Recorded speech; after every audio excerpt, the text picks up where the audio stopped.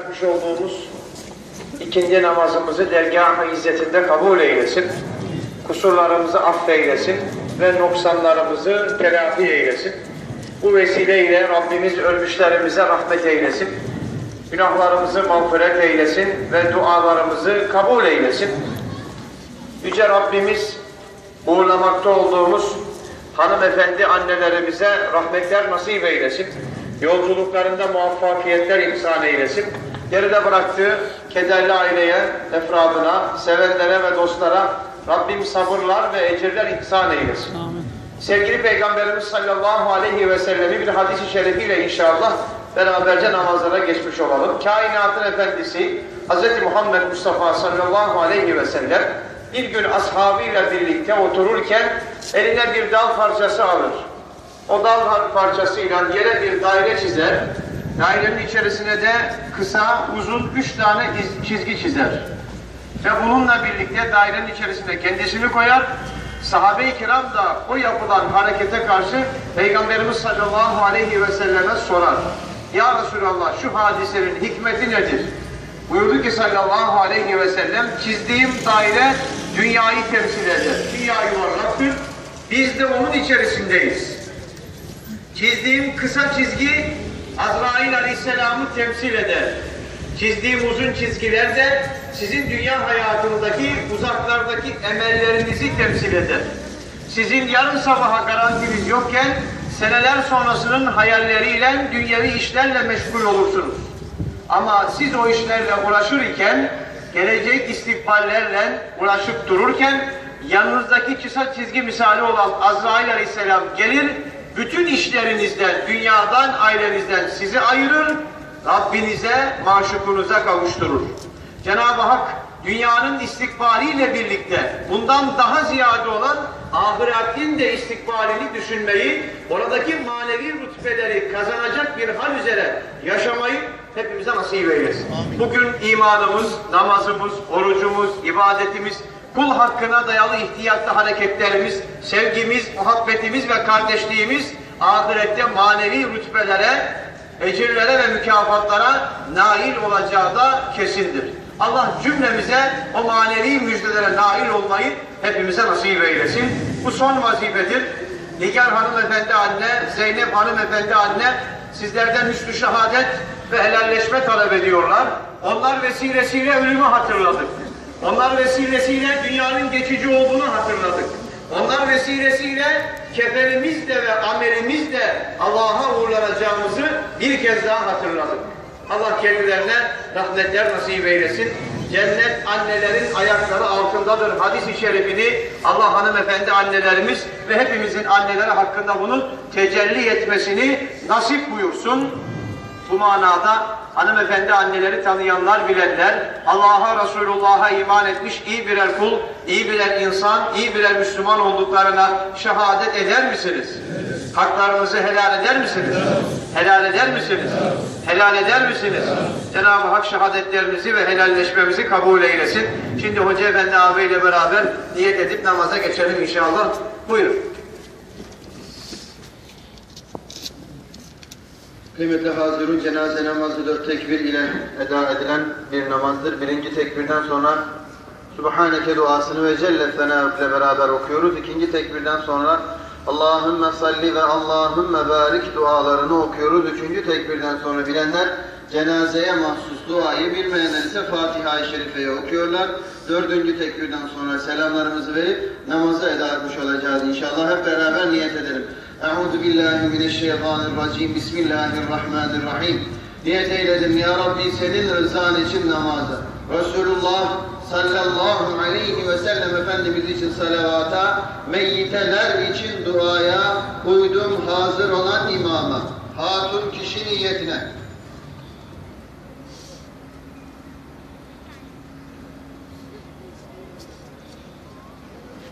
Allahu Ekber.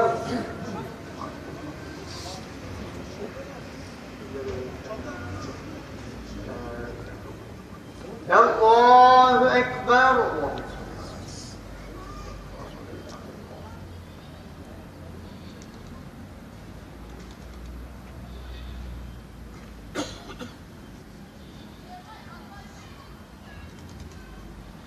Allahu Ekber.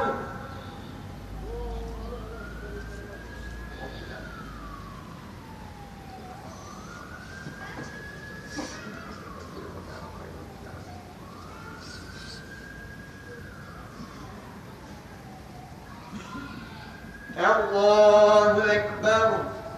Selamun Aleyküm ve Rahmetullah. Selamun Aleyküm ve Rahmetullah. Hatun kişi niyetine.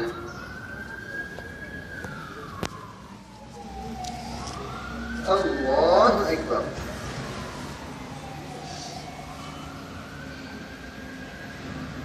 Allahu Ekber.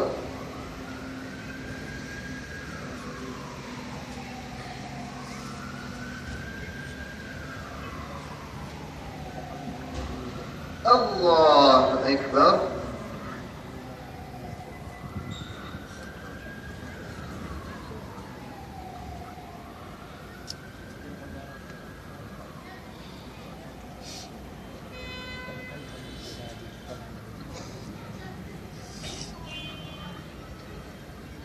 Allahu Ekber.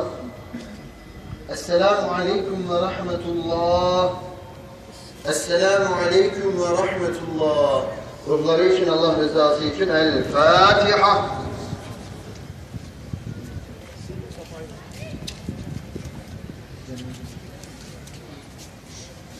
Kılmış olduğumuz cenaze namazlarını Rabbimiz yüce katında kabul eylesin. Merhume Nigar hanımefendinin cenazesi Silivri Kapı Ayvalık mezarlığına defnolunacaktır. Merhume Zeynep Hanım'ın cenazesi Büyükçekmece mezarlığına defnolunacaktır. Büyükçekmece mezarlığını kısaca tarif edelim. Herkesin bildiği TÜYAP Kulesi'nin hemen alt kısmından girişi vardır mezarlığın. İnşallah yolumuz trafik olabilir. Herkes kendi şahsi araçlarıyla bir an evvel yola çıksınlar. TÜYAP'ın oradan inşallah bizleri beklesinler. Daha rahat bir şekilde gitmiş oluruz. Veyahut da servis aracına, her gece aracımızın servis aracı mevcuttur. Servis aracına binerek daha rahat bir şekilde mezarlarımıza ulaşmış oluruz.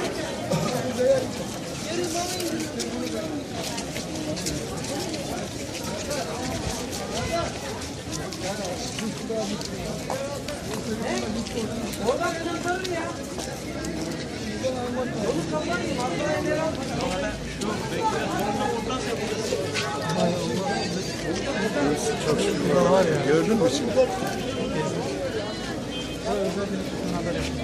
Allah şükür olsun buraya kadar geldik.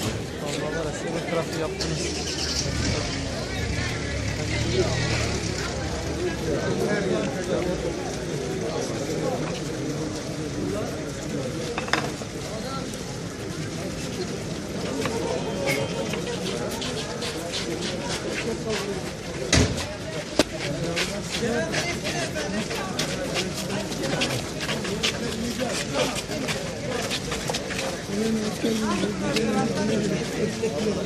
Hepimizin ayrı